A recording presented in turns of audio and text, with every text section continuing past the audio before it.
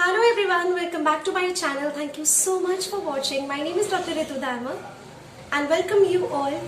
आज की जो वीडियो है वो ऑर्गन ऑफ मेडिसिन बिल्कुल नहीं है। जैसे कि मैंने आपको अपने लास्ट वीडियो में कहा था कि हम नेक्स्ट वीडियो में बात करेंगे रिपर्टरी के बारे में। बहुत सारे कमेंट्स और बहुत सारे रिक्वेस्ट आए कि रिपर्टरी का माइंड सेक्शन बहुत ज्यादा उनको समझना है, क्योंकि माइंड सेक्शन में ऐसे ऐसे रूब्रिक्स होते हैं, ऐसे ऐसे वर्ड्स होते हैं जिनके पेशेंट के साथ सिम्टम रिलेट करके वो एक रूब्रिक सिलेक्ट करना थोड़ा मुश्किल होता है, स्पेशली माइंड सेक्शन में। तो ये जो मैं सीरीज आज स्टार्ट कर रही हूँ वो होगी रिपर्टरी के माइंड सेक्शन पर। हो सकता है हम आगे इसको और भी फॉरवर्ड करें और आगे और भी कोई इंपॉर्टेंट सेक्शन हम डिस्कस करें, लेकिन अभी फिलहाल सिर्फ माइंड सेक्शन की बात करेंगे। ये पूरी सीरीज को हम शुरू करेंगे रिपर्टरी के इंट्रोडक्शन के साथ, सो दैट जो भी होम्योपैथी से रिलेटेड लोग हैं, होम्योपैथी के स्टूडेंट्स हैं आउट देयर, या जो भी लोग होम्योपैथी पढ़ने में बहुत ज्यादा रुचि रखते हैं, उन सभी के लिए ये हेल्पफुल हो। थोड़ा सिंपल वे में रिपर्टरी का इंट्रोडक्शन मैं आपको देना चाहूंगी। जो रिपर्टरी मैं इस्तेमाल कर रही हूँ इस सीरीज के लिए वो है repertory of homeopathic materia medica by doctor James Tyler Kent. दो रिपर्टरीज बहुत ही फ्रीक्वेंटली यूज की जाती है। This one is the repertory जिसे हम केंट रिपर्टरी कहते हैं। दो रिपर्टरीज होम्योपैथ्स बहुत फ्रीक्वेंटली यूज करते हैं। वैसे बहुत सारे रिपर्टरीज हैं। केंट रिपर्टरी और बोरिक रिपर्टरी बहुत ज्यादा फ्रीक्वेंटली डॉक्टर्स यूज करते हैं। केंट रिपर्टरी इसलिए मैं आपको समझा रही हूँ क्योंकि केंट रिपर्टरी में रूब्रिक ढूंढना बहुत आसान है और आप जल्दी सीख जाएंगे। सिंपल है, बहुत सिंपल अलाइनमेंट है, ऑर्डरली है हर चीज, तो बहुत आसानी से समझ आ जाएगी। जहां की बात करें बोरिक में आपको मेडिकल डायग्नोसिस की जरूरत होती है, क्योंकि बोरिक में ऐसे मेडिकल टर्म्स हैं जो पेशेंट का डायग्नोसिस आपको पता होगा, उसके बाद ही आप उसकी रिपर्टरी में जाकर रूब्रिक सर्च कर पाएंगे।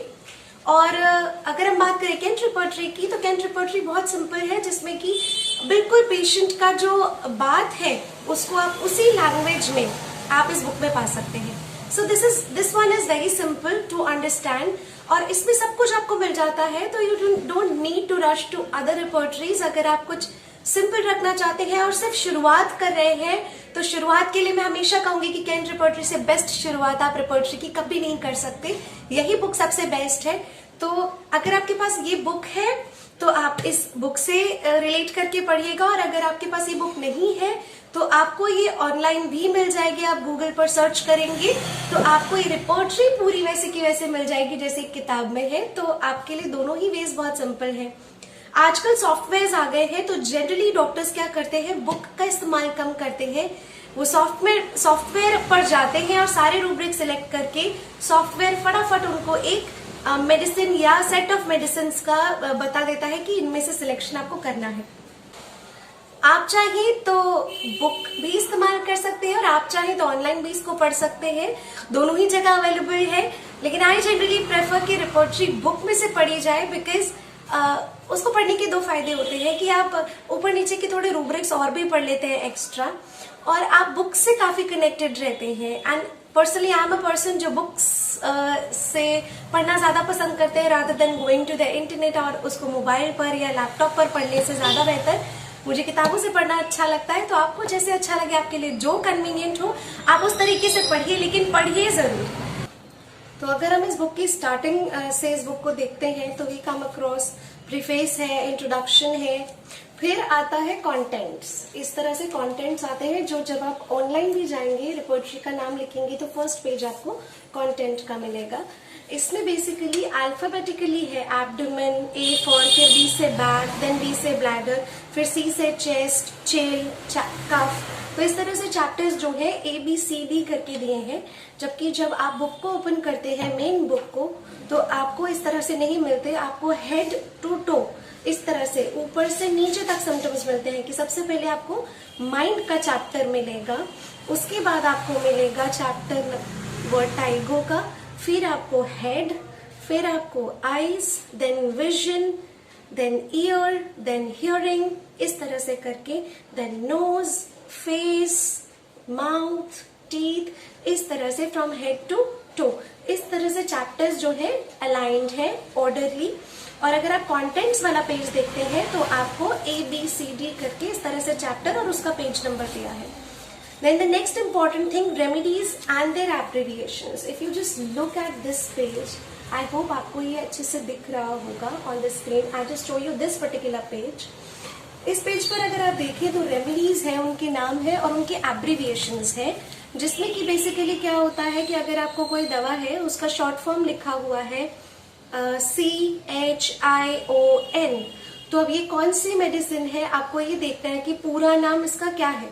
गलत पढ़ने से ज्यादा बेहतर है you come to this chapter और इस पर आप जाकर देखिए CHION कौन सी मेडिसिन है, चियोनांथस वर्जिनिका. इस तरह से अगर PULS लिखा है तो इट इज पल्सटिला. तो इस तरह से आप एब्रिविएशंस देख सकते हैं और उस पर्टिकुलर दवा का नाम जान सकते हैं. आफ्टर दिस चैप्टर ये एक बहुत इम्पोर्टेंट नोट है, या अगर आप कहें कि ये बहुत इम्पोर्टेंट पेज है. ये पूरा सेक्शन डिवाइडेड है 3 क्वेश्चंस में कि आपको रिपोर्टरी इस्तेमाल कैसे करनी है, how to use the repertory, how to study the repertory and how to use the repertory, use of the repertory, how to study the repertory and how to use the repertory, जो कि किसने लिखा है, doctor Kent ने लिखा है खुद. और रिपोर्टराइजिंग जो है वो डॉक्टर टाइलर ने, ML टाइलर ने एंड जॉन वीर ने की है. तो दैट्स वेरी इंपॉर्टेंट. अब इन सेक्शंस को आप इस बुक में से डायरेक्टली पढ़ सकते हैं, लेकिन फॉर योर कन्वीनियंस मैं इसको बहुत सिंपलर वे में आपके लिए लेकर आई हूँ. आज सिर्फ इसमें मैं यूज ऑफ द रिपोर्टरी जो सेक्शन है उसके बारे में आपको बताऊंगी. How to study the repertory and how to use the repertory, ये दोनों सेक्शंस की बात हम बाद में करेंगे. तो यूज ऑफ द रिपोर्टरी में बेसिकली डॉक्टर केंट क्या लिखते हैं. यूज ऑफ द रिपोर्टरी में हमें 2 मेथड्स बताए गए हैं जिस तरह से हम रिपोर्टरी को इस्तेमाल कर सकते हैं. पहला तरीका बताया है हमें साइंटिफिक तरीका, जिसे हम मैकेनिकल मेथड भी कहते हैं. एंड सेकंड मेथड जो हमें बताया है वो है artistic method. As we all know that homeopathy is a art and a science. First is the scientific and mechanical method, जिस मेथड में आपको सिंपल क्या करना है, आपको सारे सिम्टम्स जो भी ये वाला मेथड जो है वो थोड़ा सिंपल है. और सिंपल है, इसमें क्या करना होता है, सारे सिम्टम्स ले लिए, सारी मेडिसिन उनके ऑपोजिट लिख दी. जैसे हमने एक सिम्टम ले लिया हेडेक, ठीक है, हेड पेन एकिंग, या हेड पेन किस तरह का दर्द हो रहा है, प्रेसिंग. उसके आगे जो भी है मेडिसिन आपने नाम लिख दिया, सारी मेडिसिन के नाम लिख दिए. इस तरह से आपने सारे सिम्टम्स को ले लिया और उनकी दवाइयों के नाम लिख दिए. और फिर आपने देखा कि जो भी मेडिसिन ज्यादा ग्रेड में है या ज्यादा बार आ रही है, ज्यादा ग्रेड में है, 3+ में है या 2+ में है या 1+ में है, जो कि मैं भी आपको फर्दर समझाऊंगी ग्रेड्स क्या है. तो ये जो ग्रेडिंग दिया हुआ है, जिसके ज्यादा ग्रेड्स होंगे वो मेडिसिन सिलेक्ट करके पेशेंट को दे दी जाएगी. ये है एक साइंटिफिक तरीका. दूसरा तरीका आता है आर्टिस्टिक तरीका. आपको और ज्यादा अच्छे से, जब आप फ्यूचर वीडियोस देखेंगे आपको और अच्छे से क्लियर हो जाएगा. मैं सिर्फ आपको एक छोटा सा कंसाइज टेस्ट दे रही हूँ. इस पूरे ओवरव्यू जो है इसके बारे में थोड़ा सा समझा दे रही हूँ. सेकंड जो है आर्टिस्टिक तरीका है, जो अगेन बहुत ही कम लोग इसको प्रैक्टिस करते हैं, क्योंकि इसको प्रैक्टिस करने के लिए एक्सपीरियंस चाहिए. आपके अंदर आर्ट और पेशेंस की बहुत ज्यादा जरूरत है, इसके लिए पेशेंस बहुत लगता है. So I am gonna read it for you कि क्या क्या इंपॉर्टेंट चीज है. You if you want to make the notes of it, आप उसके नोट्स बना लीजिए. सिम्टम्स जो है जज किए जाते हैं according to their value in relation to the patient. तो इसमें हमें क्या पता चलेगा कि हमारे लिए सबसे ज्यादा वैल्यू कौन से सिम्टम्स रखते हैं. ये क्वेश्चन कई बार दिमाग में आता है कि बहुत सारे सिम्टम्स हैं, सभी इंपॉर्टेंट लग रहे हैं, लेकिन जब हम रिपर्टराइजेशन करेंगे या जब हम पेशेंट को दवा देने के बारे में सोचेंगे तो कौन सा ऐसा सिम्टम है या कौन सा ऐसा पार्ट है या ऐसा कौन सा सिम्टम है पेशेंट का जिसको हम ज्यादा महत्व दें, जिस पर ज्यादा वेटेज दें. तो ये सब चीजें इस सेक्शन में हम पढ़ेंगे. Symptoms are judged as to their value in relation to the patient, जो कि मतलब स्ट्रेंज है, कुछ रेयर है, पिक्यूलियर है, इस तरह के सिम्टम्स. सिम्टम्स जो बहुत ज्यादा पिक्यूलियर होते हैं उनको सबसे पहले लिया जाता है, और जो बाद में लिए जाते हैं वो लेस पिक्यूलियर होते जाते हैं. अब कौन से सिम्टम्स को आप सबसे पहले लेंगे? First, related to the loves and hates, desires and aversions. तो सबसे पहले हम कहाँ आ जाते हैं? माइंड पर आ जाते हैं, जहां पर भी आपको आपकी लव एंड हेट किन किन चीजों से है, आपका प्यार किन चीजों से है, आपको नफरत किन चीजों से है, डिजायर्स क्या है, पसंद क्या क्या चीजें हैं, और एवर्शंस क्या है. अगेन यहाँ पर हम फिजिकल डिजायर्स एंड एवर्जन्स भी ले सकते हैं कि पसंद क्या है, नापसंद क्या है। मेंटली भी ले सकते हैं कि क्या चीजें आपको पसंद है।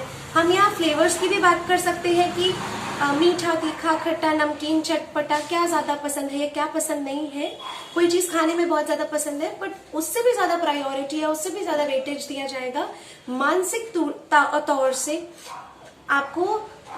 मेंटली आपको क्या चीज बहुत पसंद है और क्या चीज बिल्कुल नहीं पसंद। So this is very important. First इसको लिया जाता है प्रायोरिटी में।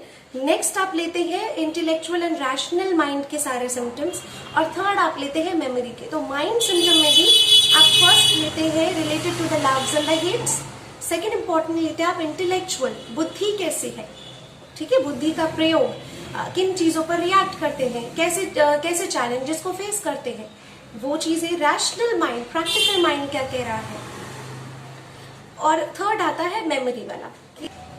सबसे पहले जो है मेंटल सिम्टम्स की अगर हम बात करें तो मेंटल सिम्टम्स देखकर रूब्रिक्स ढूंढे जाते हैं। सबसे पहले मेंटल सिम्टम्स देखकर रूब्रिक ढूंढे जाते हैं जो कि उस व्यक्ति की मानसिकता को बेस्ट सूट करे। ऐसे रूब्रिक्स हम माइंड सेक्शन में ढूंढते हैं, उनकी सबसे ज्यादा वेटेज उन्हें दिया जाता है।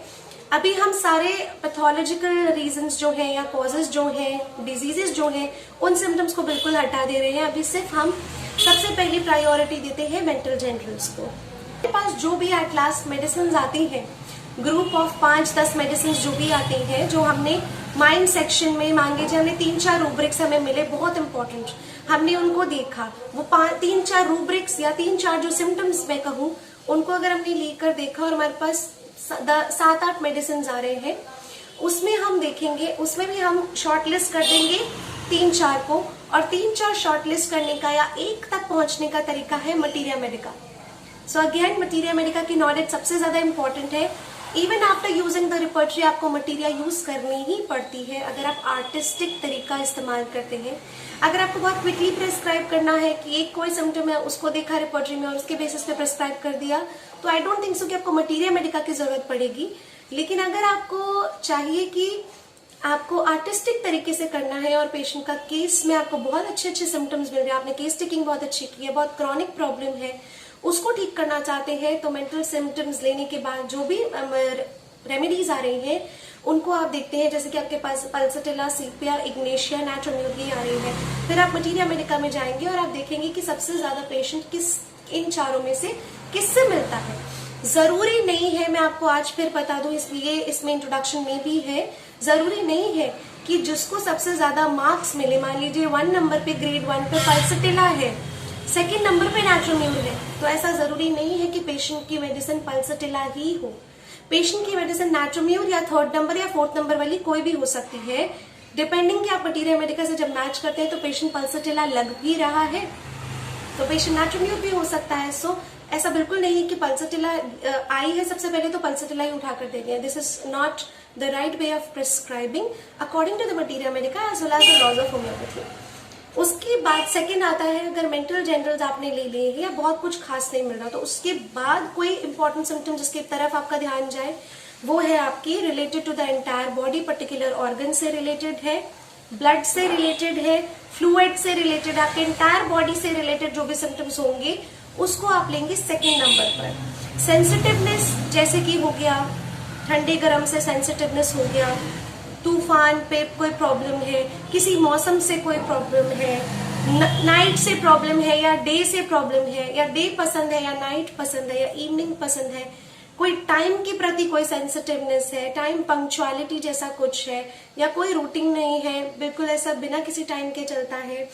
सिम्टम्स कैसे हैं, सिम्टम्स और मोडालिटीज दोनों ली जाएंगी। सिम्टम्स और मोडालिटीज का मतलब अगर सिम्टम्स लक्षण, समय, मौसम, ठंडा गर्म, इन सब चीजों से जुड़े हुए हैं पूरे जनरल बॉडी, तो लक्षण भी लेंगे। और अगर मोडालिटीज है, दैट मीन्स अगर कोई इंडिविजुअल 6 से 7 बजे के बीच में वर्स हो जाता है, या कोई इंडिविजुअल जो है जिसको रात को काम करना बहुत ज्यादा पसंद है, या कोई ऐसा इंडिविजुअल है जिसमें जब भी तूफान आते हैं उसकी प्रॉब्लम्स बढ़ जाती है, या कोई ऐसा इंडिविजुअल है जिसको जब बरसात आती है तो उसकी प्रॉब्लम्स में आराम मिलता है, तो ये हो गई मोडालिटीज। तो ये बहुत इंपॉर्टेंट होती हैं। आफ्टर माइंड आप इसको लेकर चलेंगे। We must next take a look to the particulars. उसके बाद आता है पर्टिकुलर एक पर्टिकुलर जगह से, एक पर्टिकुलर स्थान से, एक पर्टिकुलर बॉडी पार्ट से अगर कोई भी चीजें जुड़ी हुई हैं तो वो 3rd नंबर पर आएंगी उसके सिम्टम्स। और ज्यादा इंपॉर्टेंट चीज, अगर डिस्चार्जेस है बॉडी से अच्छे या बुरे, दैट मीन्स नॉर्मल और अबनॉर्मल डिस्चार्जेस कोई भी हो, डिस्चार्जेस अल्सर से है, ड्यूरिंग पीरियड्स है, ईयर्ड से कोई डिस्चार्ज है, किसी और बॉडी ऑर्गन से कोई डिस्चार्ज हो रहा है, बॉडी ऑरिफाइस से कोई डिस्चार्ज हो रहा है, तो उसको आप बहुत ज्यादा कंसिडरेशन मिलेंगे एट 3rd। मैं आपके साथ नेक्स्ट वीडियो में शेयर करूंगी 5 इंपॉर्टेंट माइंड की रूब्रिक्स। और अगर आपको ये वीडियो पसंद आई तो please do give a big fat thumbs up and subscribe to my channel if you haven't. Stay tuned, stay connected with homeopathy. Thank you so much for watching it till the end very patiently. Thank you so much.